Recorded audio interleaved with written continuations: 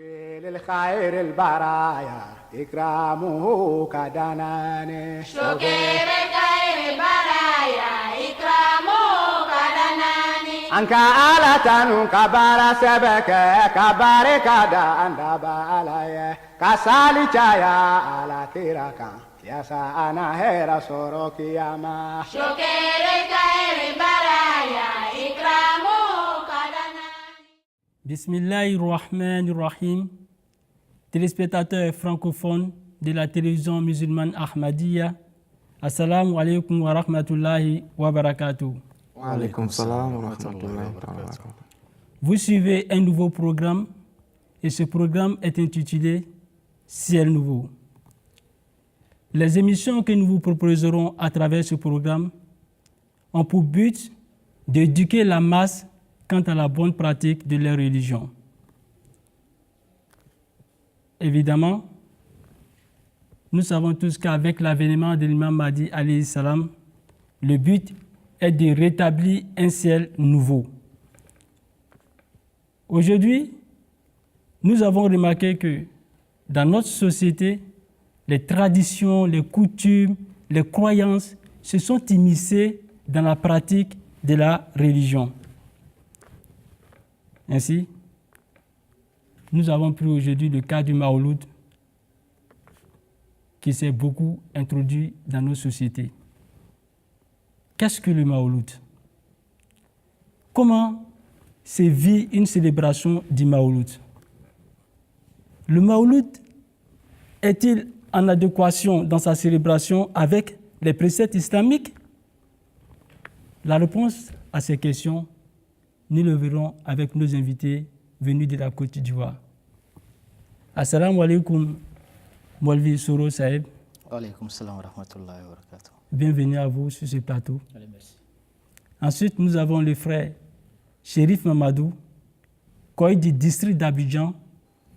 Assalamu alaikum et bienvenue à vous. Wa alaikum salam wa rahmatullahi wa barakatuh. Alors, Molvi Soro Saeb, on a remarqué que le Maouloud est non seulement dans certains pays, le lendemain du Maouloud est déclaré comme jour férié.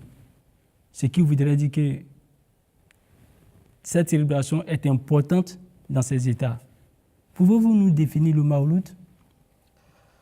Bismillahirrahmanirrahim. Au nom d'Allah, le gracieux, le miséricordieux. Selon le lexique arabe, le mot Maoulidoun, c'est un nom dérivé du verbe walada. D'accord. Et au pluriel, c'est mawalid.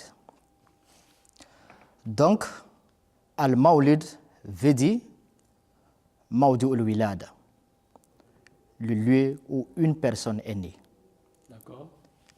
Deuxièmement, al-Mawlid veut dire Waqtul Wilada, le temps ou la période de la naissance d'une personne. D'accord. Maintenant, dans la terminologie islamique, quand on dit Mawlid Nabi, qui devient Mudaf ilayhi, veut simplement dire célébration des naissances du prophète Mohammed sallallahu alayhi wa sallam, qui est généralement célébré par les musulmans le 12 dans le mois de Rabiul Awwal. D'accord. Donc, ce qui veut dire que le mot dans ses origines est polysémique.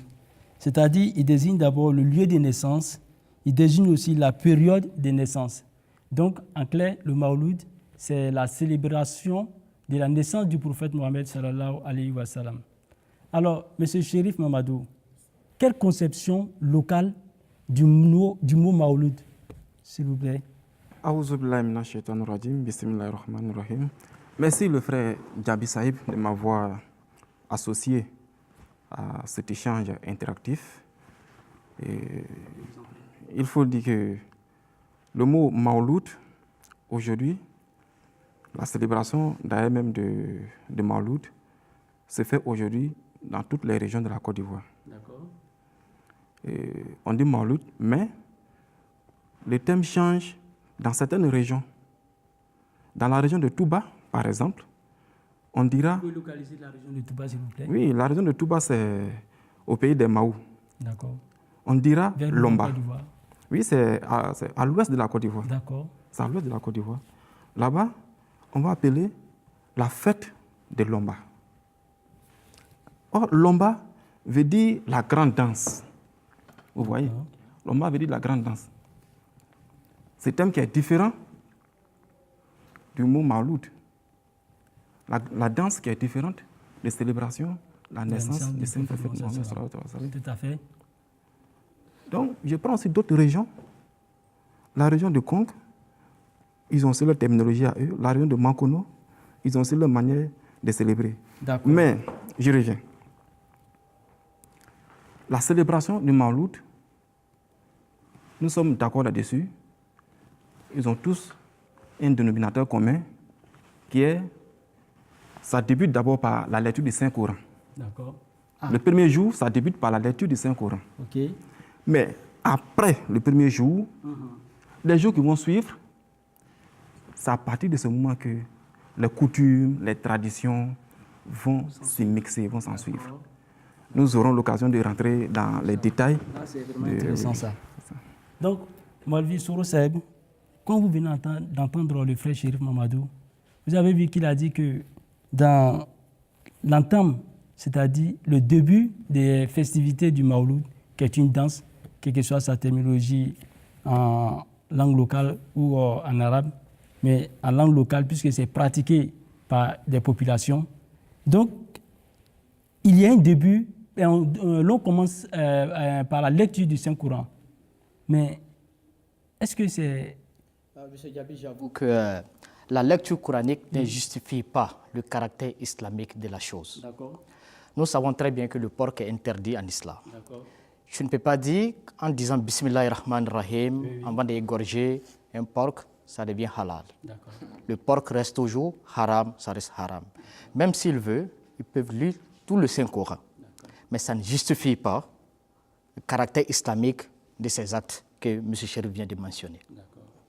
Alors, comment est-ce que le Mawlid se célèbre dans certaines communautés musulmanes? Ok, je prends le cas des Malikis.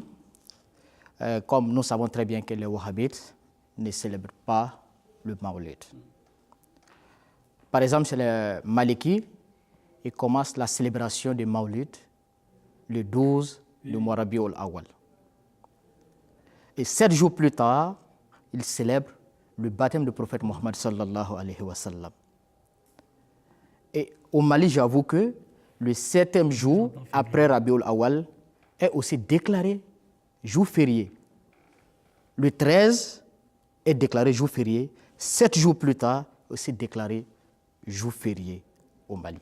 Ah, mais en Côte d'Ivoire, le 13 est déclaré jour férié. Oui, mais il y a une particularité dans le cas du Mali. Parce que 7 jours plus tard, qui est le baptême du prophète Mohammed sallallahu alayhi wa sallam, selon eux, où ils envoient beaucoup de présents à leurs imams et à leurs savants.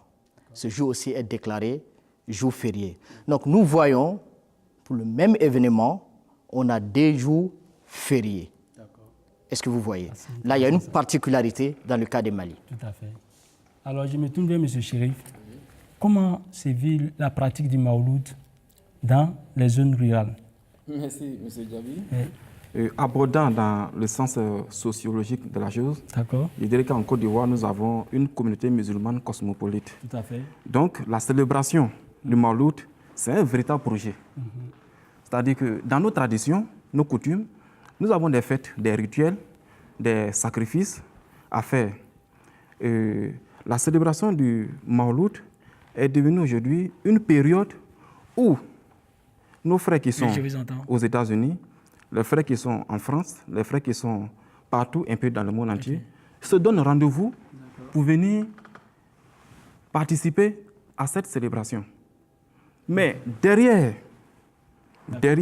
la célébration du Mawlud, il y a aussi la célébration des rituels. Oui, oui. J'en ai été témoin. J'ai été dans certaines régions de la Côte d'Ivoire où j'ai vu ce qui se passe. Comme je l'avais dit au départ, le premier jour, on fait la lecture du Saint-Coran. Les cramons viennent, les imams, ils font la lecture du Saint-Coran. Ok. Vous avez parlé des rituels. Oui. Est-ce qu'il y a des étapes dans ces rituels? Ah, oui, effectivement, il y a des étapes. Ah bon? Mais ce sont des choses qui sont tenues secrètes, hein, je ne vais pas... Oui, pas Bon, ne me force pas à rentrer. Ok, d'accord, il n'y a pas de problème. Il faut dire que dans certaines régions en Côte d'Ivoire, comme je l'avais dit, le premier jour, on fait la lecture du Saint-Coran. On fait la lecture du Saint-Coran. Ensuite, le deuxième jour, ceux qui sont quittés partout dans le monde entier, qui viennent, ils vont sur les tombes des ancêtres pour immoler des animaux, tels que des bœufs, des moutons. Ils viennent avec ces choses-là. Ils se rencontrent là-bas, la famille se rencontre. Là où l'ancêtre, le premier parent, a été enterré, et ils vont immoler un animal. Chacun vient avec ses problèmes. Ceux qui ont des problèmes de mari, ceux qui veulent avoir du boulot, ceux qui veulent avoir de la promotion dans ce qu'ils font. Chacun vient avec ses soucis, ses problèmes. Et c'est ce jour-là qu'on va célébrer. Ça, c'est l'aspect sacrifice. Mais il y a aussi des rituels. Au niveau des rituels, je ne vais pas citer les noms d'ethnie, mais je vous avoue que j'ai été dans certaines régions où, après le jour de la lecture du Saint-Coran, le jour qui a suivi, il fallait aller adorer une rivière. Ah bon? Parce que, c'est pour cela que j'ai dit que le Mawlud, dans certaines régions, ça change de sens. Ouais. Ça change de sens.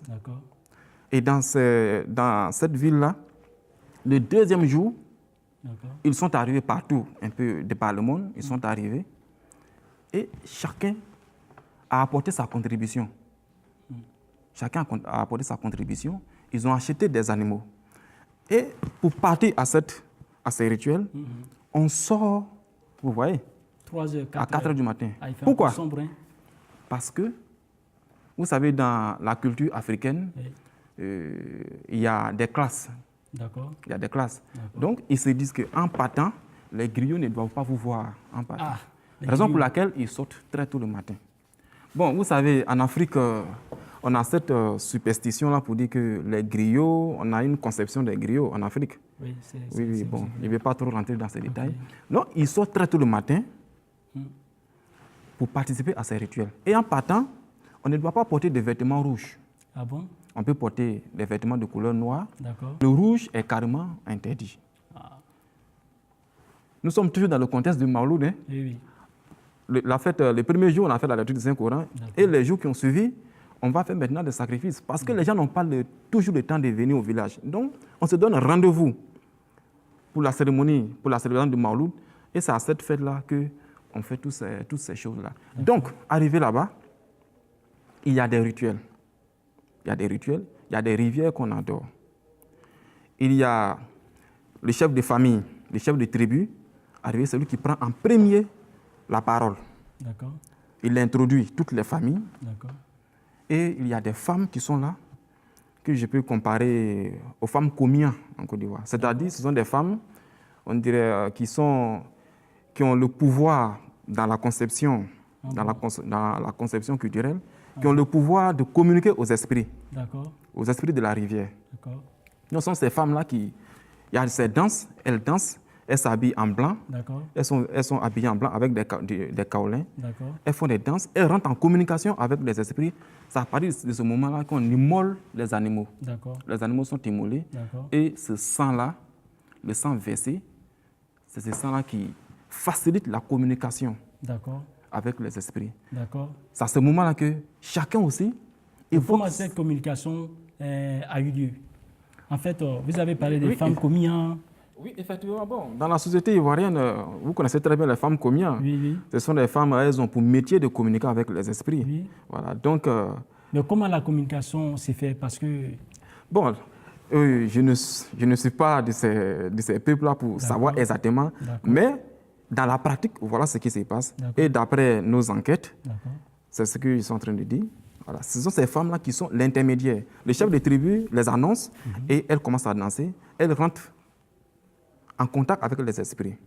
Et on immole les animaux, on prépare, on mange. Et là, le soir, on retourne au village. Mais au départ, en partant, vous sortez très tôt le matin. Après l'immolation, chacun, vous dansez, c'est la joie. Voilà. Donc voilà un peu comment ça se passe.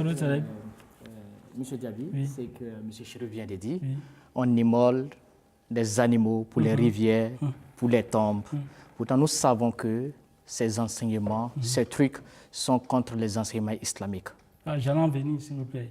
Parce que déjà, on a le champ lexical du mysticisme, c'est-à-dire adoration, qu'on appelle ça, mais rituel, sacrifice voué à des ancêtres. On a aussi une vénération tombale, notamment celui du premier grand-père. Mais est-ce que, au regard des enseignements islamiques, qu'est-ce qu'on peut dire? Ok, vous voyez, comme M. Chérif vient de mentionner, nous trouvons qu'on doit juste, tout ce qu'on fait, on doit faire pour Dieu et seul que pour Dieu. Comme le Saint-Prophète Mohammed sallallahu alayhi wa sallam, Dieu, en adressant le Saint-Prophète dans le Saint-Coran, Dieu dit « Qul inna solati wa nuski wa mahyaya wa mamati lillahi rabbil alamin » Dis à l'humanité, ma prière, mes immolations, mes sacrifices, ma vie et ma mort, lillahi rabbil alamin. C'est seulement pour Dieu. Tout ce que je fais, c'est juste pour obtenir l'amour de Dieu. Mais nous voyons ce que M. Chérif vient de mentionner. C'est tout à fait contraire à ce que le Coran nous enseigne, à ce que l'islam nous enseigne. Alors, si le Mawlud est célébré, dans ce cas, ce n'est plus dans le cadre islamique. Donc, on doit savoir que si le Mawlud est célébré, dans ce cas, c'est autre chose et ça n'a rien à voir avec l'islam. C'est ça l'islam nous enseigne. Alors, tout ce qu'on doit faire, ça doit être lillahi rabbil alamin, pour notre Dieu. Effectivement. Là, on a une dimension célébration du Mawlud, mais est-ce que cette célébration, elle est condamnable en soi? C'est-à-dire la célébration du Mawlud en soi, est-elle condamnable? Non. Quand nous disons que le Mawlud est condamné, nous ne disons pas que le Mawlud est condamné comme les Wahhabites, qui le disent souvent. Ah bon? Mais nous disions les coutumes, les pratiques, ce qu'ils ont envoyé dans Mawlud, c'est ce qui est interdit, pas Mawlud elle-même. Dans ce cas, quand vous parlez des coutumes, des pratiques, en fait, vous dites que le Mawlud peut être célébré. Le Mawlud peut être célébré mais sous quelle si forme? Nous sommes prêts à parler sur la vie du Saint-Prophète Mohammed sallallahu alayhi wa sallam, expliquer la vie du prophète Mohammed sallallahu alayhi wa sallam aux musulmans, aux croyants, pour qu'ils puissent savoir que c'est ça notre prophète, c'est ça la vie de notre prophète. Parce qu'il n'y a pas un autre prophète qui vaut le Saint-Prophète en grandeur et en mission. Alors, on doit informer les musulmans, c'est lui là votre prophète, et voilà comment il se comportait avec ses femmes, ses enfants, avec ses voisins, avec les mécréants, avec ceux qui étaient contre même l'islam. Voilà comment le Saint-Prophète Mohammed sallallahu alayhi wa sallam s'est comporté avec eux. Je vais dire quoi? Monter la beauté de son prophète Mohammed sallallahu alayhi wa sallam aux musulmans, éduquer aux musulmans. Mais seulement, ce n'est pas confiné dans le mois de Rabiul Awal. D'accord, s'il vous plaît, j'en reviens. Mais ce que j'aimerais savoir, est-ce que la terminologie, c'est-à-dire le mot Mawlud, est bien employé? Est-ce que c'est bien employé? C'est-à-dire, est-ce que c'est bien de dire, par exemple, parce que du baptême, n'est-ce pas? Est-ce que c'est bien de faire le baptême du prophète Mohammed sallallahu alayhi wa sallam? Son baptême. Regardez, M. Yabi, si nous voulons célébrer le baptême de tous les prophètes, le Coran en a fait mention seulement que 25. Imagine, si nous voulons célébrer le baptême de tout un chacun de ces prophètes, finalement, on n'aura pas de jours pour travailler. Pourtant, le Coran dit, il y a d'autres qui vont dire que non, nous célébrons seulement que pour le saint prophète Mohammed sallallahu alayhi wa sallam. Bien vrai, oui. Le Coran dit, là, nous farriqu bayna ahadin min rusuli. Nous ne distinguons pas entre les prophètes de Dieu. On doit respecter tous les prophètes de Dieu. Est-ce que vous voyez? Alors, nous ne condamnons pas le Mawlud, mais nous condamnons les actes qui ne sont pas islamiques, qu'ils attribuent ça au Mawlud. C'est ça nous condamnons. Donc, et le thème Mawlud, ça correspond bien? Le thème Mawlud, pourquoi pas? Si vous voulez appeler ça Mawlud, vous pouvez appeler ça Mawlud. D'accord. Et ce que les Tidjanites font, c'est-à-dire 7 jours après la naissance du prophète Mohammed sallallahu alayhi wa sallam, la célébration, qui est la célébration du baptême. est-ce que le baptême, généralement le baptême, ça se célèbre généralement. Ok, vous voyez que si nous allons célébrer le baptême du prophète Mohammed sallallahu alayhi wa sallam, nous savons très bien quand nous donnons la vie à un enfant, on fait baptême. Après ça, quand il a l'âge de se marier, on doit lui chercher une femme. Pourquoi ne pas aussi célébrer le mariage du prophète Mohammed sallallahu alayhi wa sallam? Voilà. Si nous voulons célébrer toutes choses, on veut prendre toutes choses à la lettre, alors célébrons aussi le jour du mariage du prophète Mohammed sallallahu alayhi wa sallam. Et il a eu 10 à 12 femmes. Oui. On doit célébrer tout ça. Alors ça va créer des problèmes dans la société. Tout à fait. Est-ce que vous voyez? Surtout que si ces jours seront des jours fériés, chômés payés de surcroît, l'État en aura beaucoup à faire. Mais est-ce que l'Ahmadiyya, la communauté islamique Ahmadiyya célèbre le Mawlud? Ok, bien vrai, nous ne condamnons pas D'accord, le Mawlud. d'accord, Mais la communauté islamique Ahmadiyya oui, préfère qu'on appelle ça Siratun Nabi, d'accord. qui veut dire parler de la vie du prophète Mohammed sallallahu alayhi wa sallam. On peut appeler nos fidèles D'accord, n'importe quel jour, ok, n'importe quel moment, d'accord, pas forcément ok, le 12 de Rabiul Awal. d'accord, Vous voyez que les autres musulmans, après le 12 Rabiul Awal, tu n'attendras personne appeler les gens, venez, nous allons parler de notre prophète. ouais, Venez, nous allons célébrer la bonté que Dieu nous a fait pour nous donner ce grand prophète Mohammed sallallahu alayhi wa sallam. d'accord, Nous les Ahmadis, n'importe quel jour, n'importe quel moment, précisément dans le Rabiul Awal, on célèbre aussi.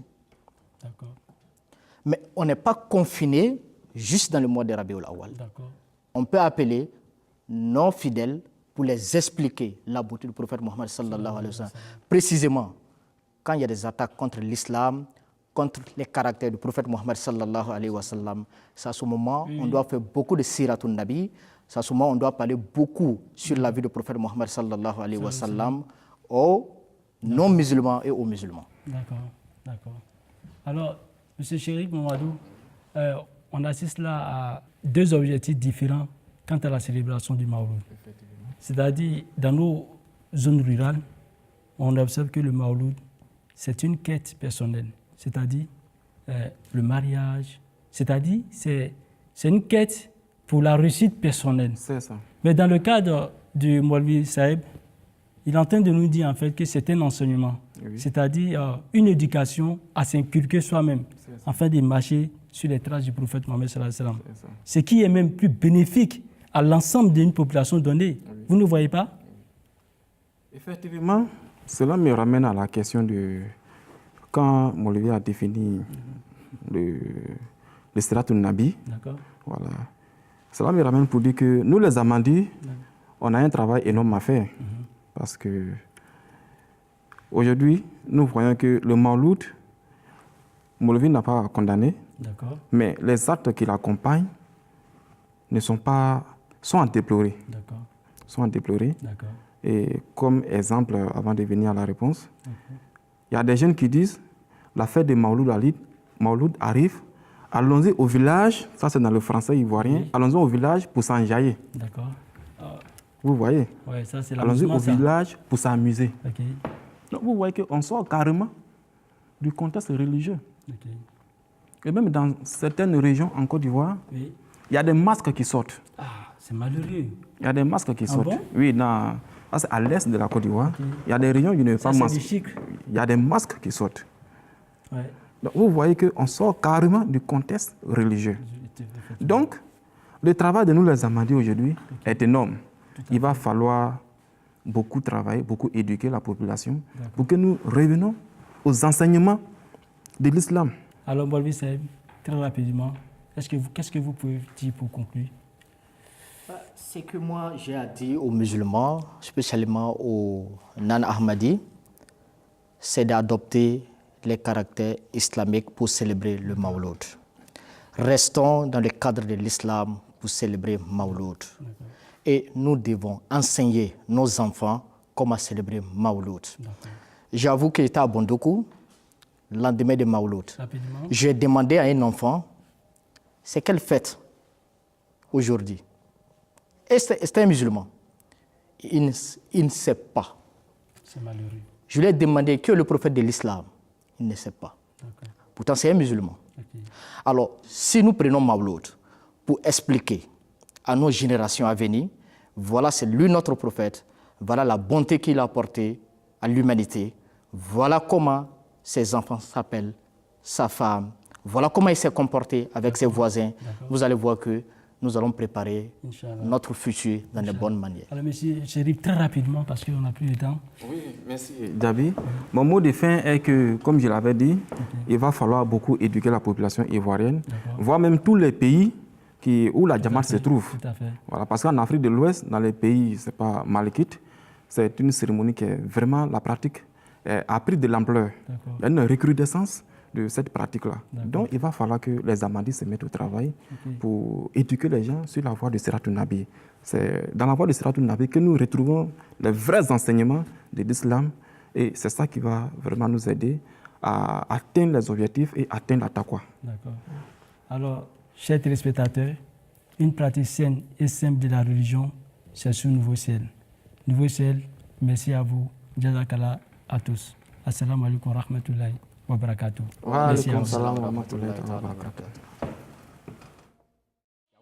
للخير البرايا إكرامه كدناني شكر خير برايا إكرامه كدناني أنك آلة كبار سبك كبار كدان دبالاي كسالي جايا على تيراكا يا سانا هيرا سوروكي ياما شكر خير برايا إكرامه